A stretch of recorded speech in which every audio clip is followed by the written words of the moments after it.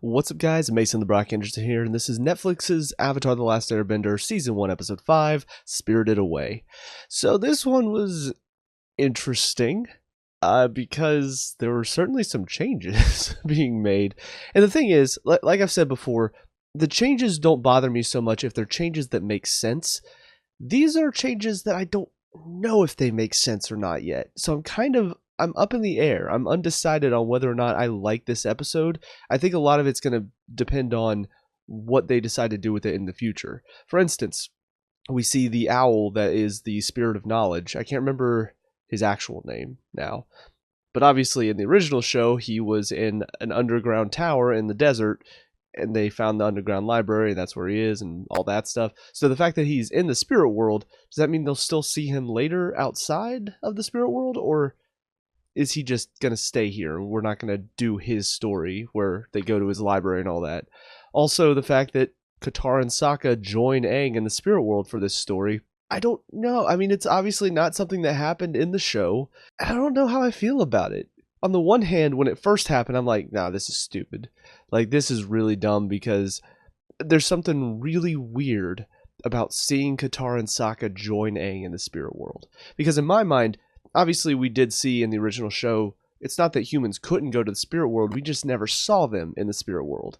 In my mind, I always saw it as like any human that ended up in the spirit world, they were just trapped there. They couldn't function, they couldn't do anything. It's almost like I would imagine them just being in a prison almost. We never saw them actually do anything in the spirit world because in my mind, the only human that could access the spirit world and could walk around and all that stuff would be the Avatar, because he has that kind of power. So to see two humans just go to the spirit world, yes, they are showing that Aang still has more control over it because they instantly get caught up in Ko's trap, whereas Aang is able to look at it and go, this isn't real. So they are showing that there is some benefit to being the Avatar, being there. It still feels weird to see him there, though. Like that, it felt weird. And that's the only thing I can really truly say about it that I 100% definitively believe. It's weird to see them there. As far as whether it's good or bad, though, I'm still up in the air. I don't really know what they're going to do with it yet. I mean, getting to see, we saw Katara experience some of her past with her mom, which that was all stuff we've seen before. So not really anything too surprising. In fact, this scene is one that we saw actually in the third season in the original show. So we're getting that information earlier right now. Whereas with Sokka, we just see a scene where apparently, I guess his dad was kind of disappointed at him. We didn't really get a sense of that in the original show. Like, he did have this feeling of not living up to expectations and whether or not he could be a leader. But that was also more third season stuff, whenever they were actually gearing up for a war and for a huge battle. And he had these doubts of whether or not he could lead all these people.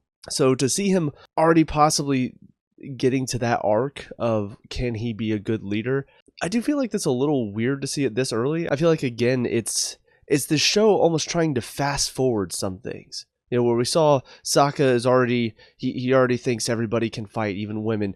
Aang is already basically at that point where he's accepted the responsibility of being the Avatar. Like, they're fast forwarding a lot of these stories. So to see that Sokka is already getting into this mindset of, can I be a leader? That feels very early for this. I mean, they're not even talking about war. They're just trying to get Aang to the North Pole so he can learn waterbending. So for him to be having these doubts already, it feels very early for that. But I will say it is interesting to see some of these past scenes with Katara and Sokka. We actually get to experience them from their point of view. I don't mind that. I just think a lot of the themes that they're bringing up already feel very soon. I mean, we're barely halfway done with this first season, and it feels like we're already hitting a lot of the stuff that the show saved, the original show saved until the third season, because they're still kids at this point, and they're not quite that mature level yet. They're still kind of learning how to be mature. So when you get to the third season, you can see they're growing into adults, and they're really learning how to be more mature and how to make mature decisions. So yeah, I don't know. I'm not really sure how I feel about all that yet. We'll see what they decide to do with it. But in the moment, it's weird to see them there, and also I feel like it's very sudden to see a lot of these changes that are happening. I will say Zuko in this one, it is getting a little frustrating. I mean, he could be like this in the original show too, where he's very combative with the crew. But the writing for him in this show is not the best, if I'm being honest. I feel like in the original show, yes, he had these issues with the crew and he yelled at them and all this stuff. In this one, he sounds a lot more childish to me. I don't know. Something about the way he called the one guy an idiot. I'm looking at it going, God, you're such a kid. And in the original show, he could act like a kid as well, but you still felt like there was some maturity that he had. It was just the way he lashed out felt very childlike. But it's not like what he was saying sounded super childish, at least not that I can remember. This one, it feels like the writing for him is a lot more childish. It feels like they're writing him a lot more like a kid. And, I mean, it can be fine. He is technically still a kid. But I do feel like I preferred having a Zuko that didn't act so childish, that didn't speak so childish. And I don't know, maybe I'm alone on that one, but I definitely do feel like they kind of dumbed him down a little bit in the show, just a bit.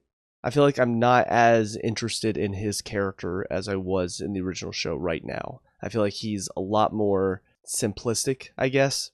But who knows? That might change. We'll see. The stuff with Azula, it's kind of interesting. We're seeing how she is really fighting for her father's approval as well.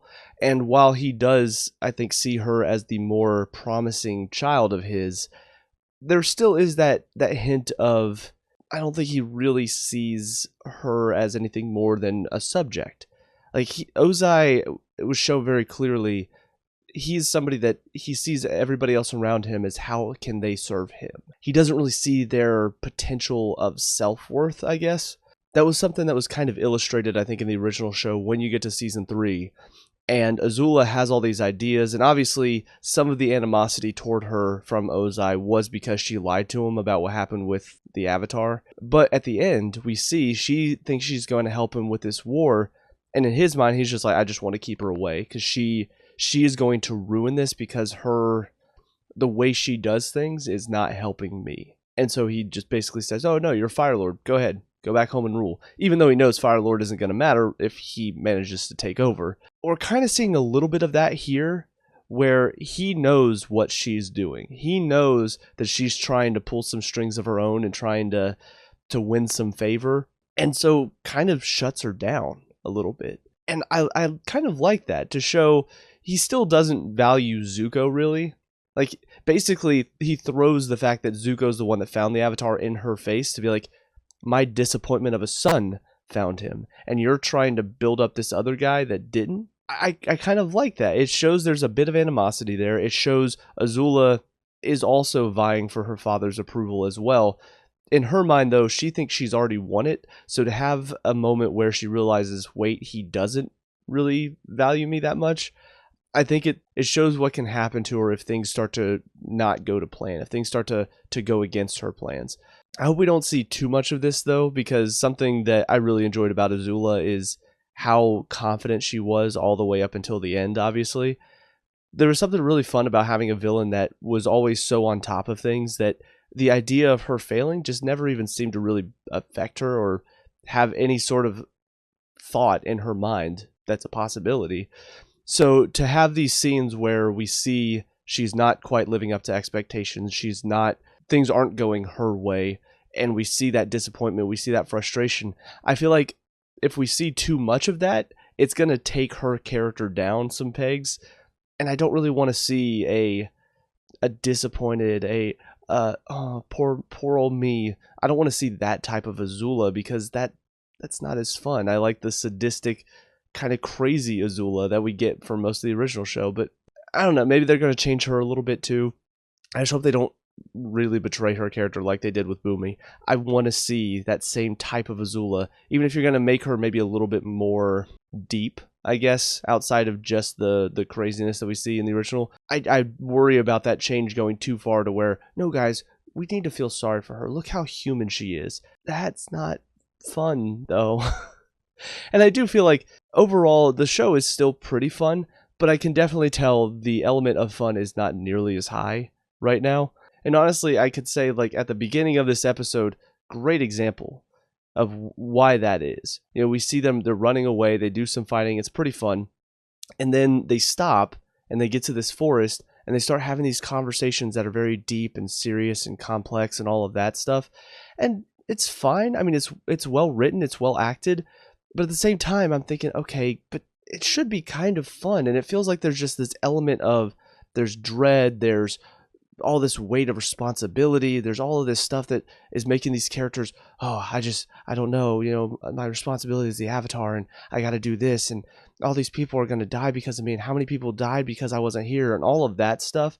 And I do feel like that's something that is kind of taking me out of some scenes, is how serious it can be at times. Like, I know they're trying to, like I said before, feels like they're trying to adultify it, like they're wanting to take this kids show and make it more adult. But the problem with that is the show was already kind of made with the intention of, it's a show for kids, but there are a lot of themes and elements that adults can watch and enjoy too. So now it feels like you're taking all of the kids stuff out and just leaving the stuff for adults. But the problem is some adults also want to have fun. They want to enjoy a show. And sometimes that kids stuff can be that lighthearted element to sort of bring the fun in, to make you have a good time and smile. It's not always making you laugh. Some of the goofy stuff can be a little too goofy and childish, but it still makes you smile. It's not like you're sitting there going, God, what a stupid thing. Like, it's fun enough. There's not really much fun. There are some funny lines thrown in. Sokka's had some good ones in this one. I think the one line about Sokka trying to pick up random chicks and stuff, I think that was funny. But outside of that, I mean, a lot of this episode is very dark and grim. I mean, they're walking through the spirit world and seeing all this stuff that affected their past and really hurt them. And then, of course, Ko is a creepy villain to have. And I don't know, it feels like this overall feel of the show it's not fun. I'm a little concerned as we continue to go that lack of fun is going to lead me to look back on the show and go, I mean, it was fine, but God, they really didn't know how to have fun with this idea, did they? This idea of these people that can bend the elements. Like, that is a kind of goofy idea in general, and yet we're treating it as it's like this really serious drama. I don't know. I'm just not feeling the serious tone as much. I feel like they're well written, they're well acted. The concept of the show and the material that's being made very serious and dour, I'm not really connecting with that. I'm not really feeling that tone of seriousness fits here. But who knows? Maybe I'm the only one that feels that way. Maybe not. That's why there's a comment section if you agree or disagree with me. Outside of that, the Gyatso scene was kind of weird, seeing him in there and Aang gets to talk to him and stuff. Overall, the fact that Aang knew so much about the spirit world felt weird. They did throw in the line that apparently Gyatso told Aang about a lot of this stuff, so it makes sense why. It still felt weird though, because I think having nobody really know about the spirit world when it gets introduced, it's kind of fun because now everybody's sort of learning on the go. But throwing Gyatso into the spirit world and having him actually be there to talk to Aang, it feels weird. I mean, part of Aang's journey is this guilt of what happened to the air nomads. The fact that he's never going to see his friend Gyatso ever again. Like, there's a lot of emotional power behind knowing that. And yet, not only does he see Gyatso again, Gyatso also basically tells him, hey, it's okay that you weren't there. It's okay because you wouldn't have been able to do anything anyway. So it's fine. Don't feel bad about that. I mean, part of the journey is overcoming that guilt. Not necessarily ignoring the guilt or not feeling any guilt, but taking that guilt and turning it into something positive. So for Gyatso to basically say, hey, you shouldn't feel any guilt at all, it kind of goes against that idea that what Aang did in the past, which, I mean, again, they changed it in the show. So there's even less guilt now anyway, because it wasn't like he ran away and left all these people to die. It was an accident. He ended up flying away to clear his head, but he was planning to go back home. It was just a storm ended up sidetracking him, and then he got trapped in the iceberg. So even there, they took some of that guilt away. I'm really weirded out by how much they're trying to take away some of the original themes of what Aang was going through. This reluctant hero who ran away from his responsibilities, all these people got hurt and now he has to try to make up for that. I think that's a really interesting story. And now it's not even he's still kind of a reluctant hero. He doesn't really want to do all this, but he knows he has to. He didn't run away. He just went to clear his head and got trapped away. It's not even really his fault anymore. Gyatso's even saying, it's not your fault. You couldn't have done anything anyway.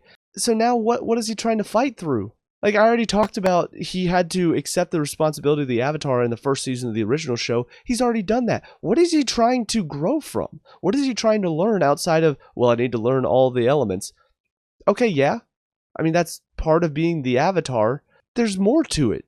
There's more for him that he has to grow from. He's a kid. He's got to learn. And they're writing him as if he's already figured all of this stuff out. And he's already learned so much. He knows about the spirit world. He knows about this and that. The only thing he doesn't know about is the Avatar state.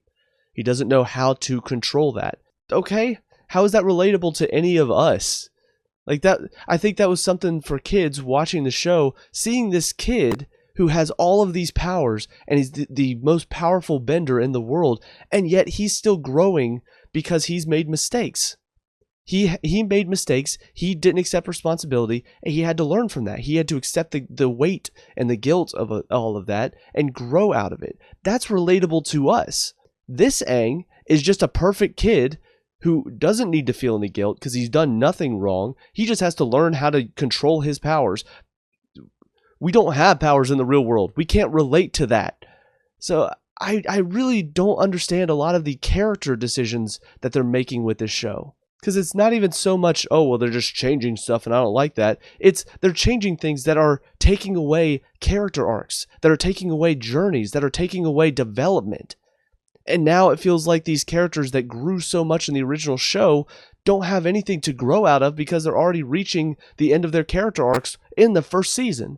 So unless they're going to vastly change the rest of the show to make it to where, oh, well, now you've got this new story that is going to cause the character to grow in this way. Unless you're going to do that, what are we going to learn? What morals, what themes are we going to learn that haven't already been done in, one episode? I mean, the thing is, because a lot of people were talking about the show, and like I said, the overall consensus seemed to be, it's not great, it's good.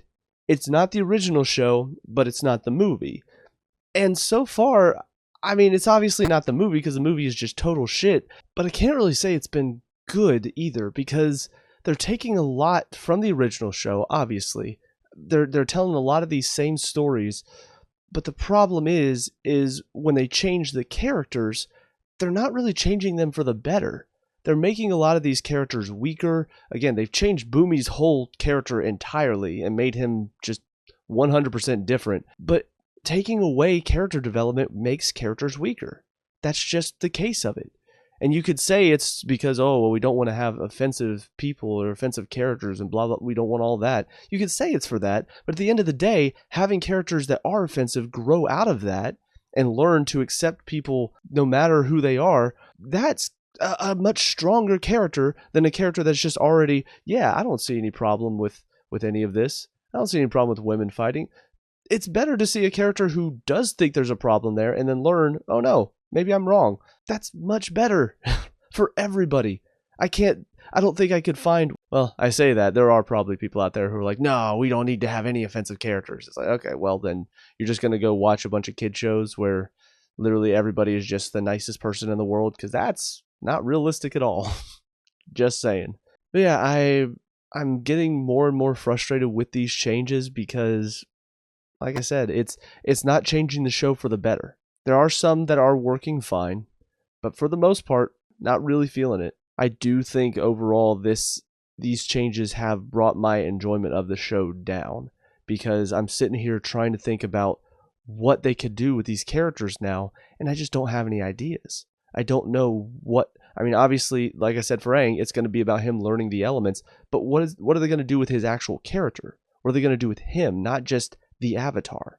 For Katara, we've already seen her dealing with the death of her mother, but what's she going to learn? She's already kind of learned how to do a lot of waterbending. They're showing how good she is with it. The original show, she was okay. She did learn some things. We haven't even seen Aang waterbend, and he was already doing better than Katara. It wasn't until she got a teacher that she really learned. So they're already showing that, oh, she doesn't need a teacher, guys. She's already learning all this stuff on her own.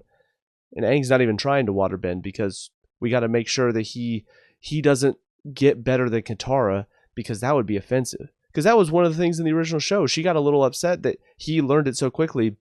And of course, the reason why is obvious. He's the Avatar. Of course he's going to be a better bender than most people without proper training. But once she gets proper training, she gets better than Aang. Because overall she is a more powerful waterbender, but he's more natural with it. So to show her getting really good at it and show Aang not even trying to learn waterbending, there's kind of this feel of, are you guys just trying to show that Katara is so amazing? I mean, we know this. We saw the original show. We see how good she gets later on. To have her just naturally start learning all this stuff, though, it kind of feels like you're shoehorning in this, Katara's amazing, guys. You don't have to do that. Show it naturally. Show how she learns from a teacher. That's probably part of the problem, is they're just like, well, she doesn't need a teacher. She's just that good. Everybody needs teachers. Some things, yeah, we do learn on our own. We need help, though. That's kind of the truth of it. I know a lot of young people want to think, we don't need help from anybody. You do. You learn from people. You learn from people who have done it before and who have done it better than you. That's just the facts of it. Can you get better than teachers? Absolutely. But you have to learn from somebody. Very rarely do you learn on your own. And if you do, good for you. That's the Avatar. The Avatar is very skilled and he can learn on his own and be pretty good. And then as far as Sokka, like I said, we're already kind of getting to the whole, he's going to be a leader, guys. But he doesn't feel like he can be. He doesn't think he's going to be because he has that self-doubt. He's not there yet. He shouldn't be thinking about becoming a leader. Right now, what he's thinking about is he's on this journey to help his sister and this kid that he doesn't really know try to become the Avatar. Because that's what he can do in the moment, is just be there to help them. Eventually, he does start having these thoughts of, okay, well, what can I do? What is my purpose here outside of just being the help? When you guys are already so powerful, why do you need a guy like me? He gets there eventually. He shouldn't already be having these thoughts, though, especially because, I mean, Aang and Katara, they're good benders, but they're not great. It's not until much later when they're both great and then Toph is also great, he looks at all of these super powerful benders now and goes, all right, well, you guys just left me behind. I can't even help anymore. You're still at a point where you can help because they're not the best benders either. It feels like we're speed running a lot of this stuff. We're not even through season 1 and we're already hitting all of these plot points that we're not there yet. Take your time. I know you only have 8 episodes, but it's not even we're speed running through season 1. We're speed running the entire show. We're speed running character arcs that happen throughout 3 seasons. Why? Why would you do this? Oh, we'll see. We'll see. That's all I can really say for now. I know I'm complaining a lot, but this episode brought out a lot of those frustrations because not only are you having Aang speed run a lot of these character arcs, but now you've also got Sokka and Katara getting to their end of series arcs. And I just don't think that that's a smart decision. But with all that being said, that's it for this episode. On to the next one. I'll see you there. And now episode 6, Masks. So a lot of this did play out pretty similarly, with Zhao managing to get Aang and then Zuko coming in as the Blue Spirit, taking him out of there. And then of course Zuko gets knocked out by the archers. So a lot of that very similar. There were changes throughout, and there were quite a few changes actually. Some of them worked, some of them did not. So first of all, the one big change for me that just really screwed up another scene that was awesome in the first show, and they still did the scene for some reason, but they changed it here, is after Zuko gets knocked out as the Blue Spirit, instead of it just being Aang is sitting next to him when he wakes up and has this little conversation talking about how he misses his friends, and then asks Zuko, do you think we would have been friends? Instead of that, we start with, they have a conversation, they have dialogue. Zuko is explaining to him why he's chasing him down, and they're going back and forth, and there's like seemingly this little bit of a friendship forming because, hey, we know what happens in the 3rd season, right? And it makes the following scene where they do that scene where he wakes up, Zuko doesn't say anything, and he asks him if they can be friends, and Zuko tries to hit him with a fire attack. That scene doesn't work anymore. In the original show, it works because up to that point, we had not really seen Zuko and Aang interact very often. So they finally have a scene where they sit down and they're next to each other, and Aang is asking him these questions. His response to, "Do you think we could have been friends?" Shoot a firebolt at him.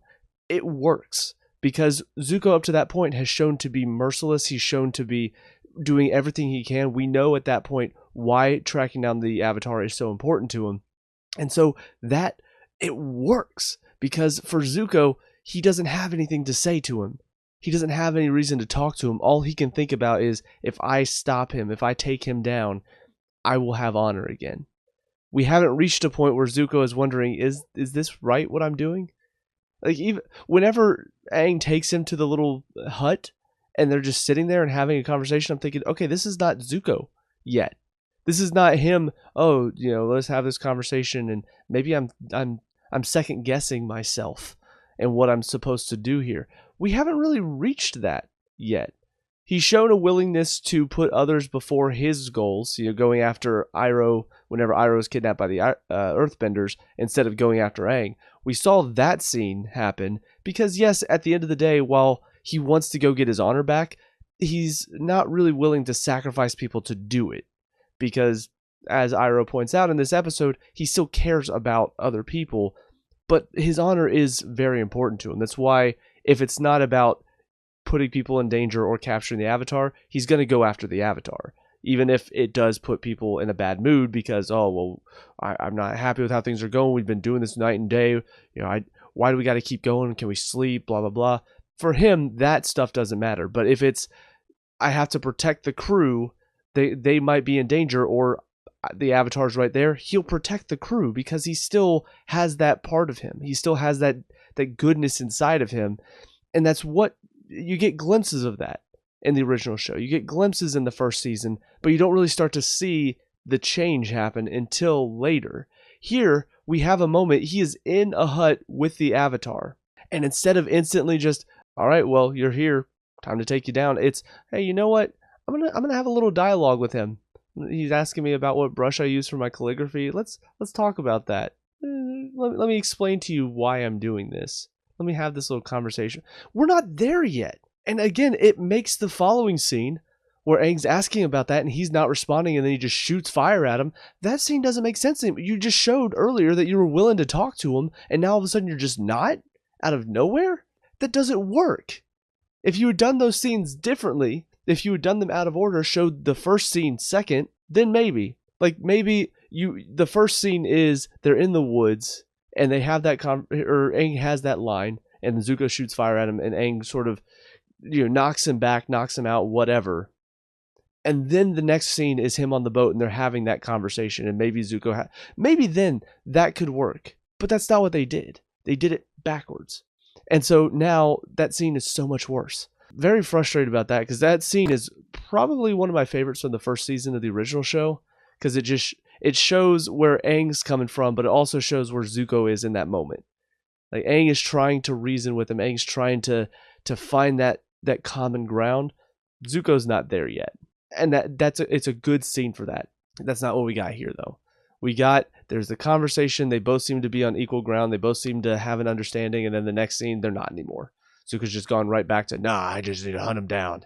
That's all my goal is, blah, blah, blah. And it's really bad writing. I really don't understand why they even threw that hut scene in there to begin with. Because it doesn't add anything outside of we see the potential for Zuko and Zuko and Aang working together in future seasons.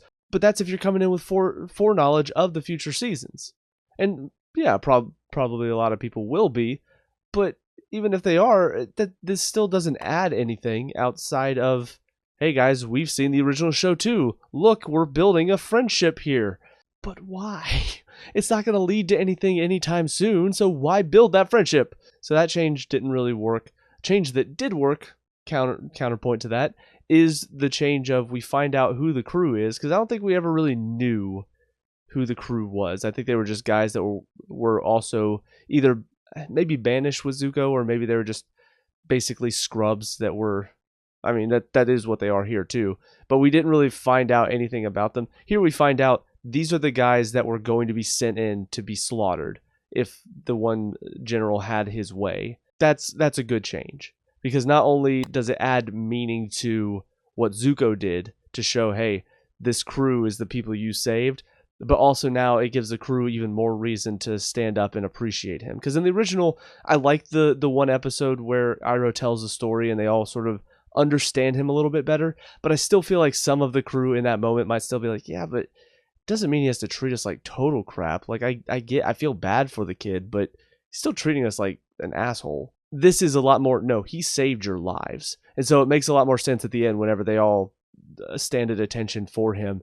There's that respect of, okay, this isn't just a kid who's been through a lot. This is a kid who risked it all to save us. And I feel like I like that a bit better because, yeah, it adds that extra layer that gives a little bit more meaning to it all. So, again, not all changes are bad, just some of them definitely are. Some of them are not helping this show at all, and it's really taking away from, especially some of the scenes now that they are literally ripping from the original show and trying to put in there like, hey guys, this scene still has meaning. No, you've taken the meaning away now because you added this other scene. That doesn't help.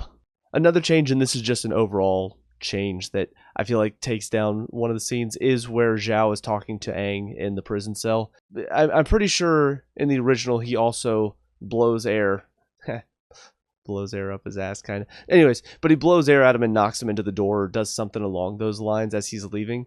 In the original show, that scene works because Aang is still a fun-loving kid who, yeah, he realizes the intensity of the situation, but he's still goofy. He still is trying to kind of get up under his skin because that's what he does. He likes to antagonize the villains because he knows that's the best way to get at them, is to cause them to be emotional and make mistakes. Here, it doesn't really work because Aang is nothing but serious, so I don't see this Aang blowing him into the door. I don't see that happening. He's not really shown that sort of childish, oh, got him. Like, I don't see that from this Aang. So for him to do that, it doesn't really work here. So this is where, again, like I said, taking away the childish nature of him and making him a lot more serious and a lot more, I have a duty to fulfill and all of that, it makes scenes like this, which would have been really funny in the original show, make me go, that didn't feel right. That doesn't feel like this version of Aang. Getting to see Roku was fun, though. I was a little worried when Aang first showed up. He was acting very serious, but then whenever he said hop on foot, I'm like, okay. I see what you're doing here, and I like it, because it does set up for, oh no, he's another Kyoshi. And then you find out, no, Roku, he's fun. He's fine. I don't think he was this goofy in the original show, but there was an element of, he's definitely more human than Kyoshi ever seemed. Like, she was such warrior strategy, I have a duty to fulfill driven, whereas we get to see a lot of Roku, and we get to see he was normal. He was just a normal guy. He had a family, he had friends, but he realizes the duty of the Avatar, and he realizes the weight of what Aang is going through, and he tries to talk to him in a way that a kid would understand, and I really appreciated Roku for that. This version of Roku does seem a little bit more silly in some ways, but I like the portrayal so far. I want to see a bit more of him. And I even like some of the foreboding lines that are talking about some of what we know that happened with Sozin and all of that. But yeah, outside of that, we get to see Zuko's backstory here a little bit more fully. We get to actually see him having this conversation with his father. I do like some of Ozai's lines, and I guess this is sort of showing why we were already seeing him, because they wanted to make him more of a presence, and we get to see more backstory with him as well. And so if we never really saw his face throughout this entire season, but all of these scenes were still kept in, I don't feel like they would have worked as well. So in the context of this show, it makes sense. I think it's just more of a personal thing that I like the idea of having a faceless antagonist until the final season. But yeah, I think a lot of these scenes really work and show not only Ozai's vision and what he wants to do and where his ideals lie, it also shows a lot of why Zuko is the way he is. You know, showing the stuff his father has said to him and how his father has raised him. He's trying to be good, but he doesn't really understand what good is. He's trying to be good in his father's eyes. And I think that's where a lot of the turmoil in him lies, is that idea that I need to make him proud. But what his father wants is awful. And that side of him that doesn't want to be an awful person, an evil person, is like, but this doesn't feel right. So I like how we get to see a lot of that, though. We get to see even though I like the idea of Zuko not wanting to fight his father, and so he essentially just doesn't fight back and takes a hit to the face, I like that idea a bit more. However, I also do like what was represented here. He does fight back mainly just for survival's sake, and has a moment where he actually has a chance to do some damage to his father, and chooses not to. And in that moment, that's where Ozai is like, "You're weak. You can't fight me. You can't fight back. You have a chance to take me down, and you don't do it. You're weak." Compassion is weakness, and I think that once again exemplifies Ozai and shows where Zuko's mindset is. He tried to be compassionate, and look what happened to him. So it's like he still wants to be, but he can't always be, because then that memory comes back to him. So I don't know. I like showing that. I think that's what they were trying to show with the hut scene, by the way, is the idea that in that moment he was maybe trying to think a little bit more compassionately, and then I'm assuming because Aang knocks him into the wall, and the next thing we know we're in the flashback where he is showing compassion and then getting burned for it. So I think that was their idea, was, oh no, guys, he tried to talk to him, but then he remembered that, and he's like, no, compassion is weakness, so I'm not going to talk to him again. Still doesn't work, though. It still makes the scene seem a lot weaker in comparison. I do like seeing that, though. I do like seeing what Ozai did, and seeing that Zuko, he did try to take on what his father wanted him to do, but he just couldn't do it. I think that makes it a lot more interesting than just he didn't want to do what his father was telling him to do. He didn't want to fight him, and then look what happened. I think it makes it a lot more interesting to see him try and fail to make his father proud, because that's ultimately where he is. He's not capable of making his father proud, because to do that would make him into an evil person. He's just not that. Again, I like some of those changes. I think some of them do work. I think some of them do deepen the story and do change it enough to make it where this is its own thing. But some of the changes just really do take these scenes down. They really do change the characters to ways that they're not the same, and I think the show still wants to treat them like they're the same characters, and I think that's just, it is a problem. I think if you're going to make changes, you're going to have to make all the changes. You can't just, oh, I'm going to make this change here, but then this I'm going to still keep the same, and then this change I'll make, but then this I'll still keep the same, because then you're going to find issues, you're going to have complications, you're going to have plot holes are coming to mind, but that's not what I'm thinking of. Basically, you're going to have conflicting feelings. You're going to have an Aang that is very serious, very duty driven, all about I need to be the Avatar, and then all of a sudden you want to keep this scene where, you remember that time he like blew Commander Zhao into the door? Wasn't that funny? Let's have him do that again. But that doesn't fit with this other Aang that you've now created. And that it's happened quite a few times already in this first season. And that's a problem, because there's that disconnect that I'm feeling with the characters and what I'm seeing on the show. I feel like they either need to make those changes fully. If you're going to go serious, you got to go serious. Yes, I know that means, oh, well, you were just talking about you want it to be fun. I agree. It should be a fun show. But if you're going to do all the serious stuff and then you try to throw these goofy moments in, they're not going to fit. They're not going to work together. So you're going to have to make a decision at some point. You're either going to decide, guys, we want to make this show about the duty of the Avatar. We want to make it about his journey to becoming the most powerful human, the most powerful bender. We want to make it about that, so we're going to really focus on that journey. Or you're going to say, you know what, the original show was a lot of fun. Let's make it feel the same. Let's make it feel like a fun journey with, yes, some serious elements to it, but for the most part, these are kids that are trying to still have fun despite the heavy task that's been laid on all of them. They can't do both, and it feels like they're trying to do both. So whatever the case, that's about it for these two episodes for me. So let me know what you guys think down in the comment section below. What were your thoughts on these two? Let me know. We can talk about and discuss all that good stuff. Leave a like and subscribe for future Last Airbender reviews. Also check out the channel. We have a lot of reviews on here, as well as a couple of Let's Plays, so check those out if you have time. But until next time, I hope you guys have a great day, and I'll talk to y'all later. Peace out.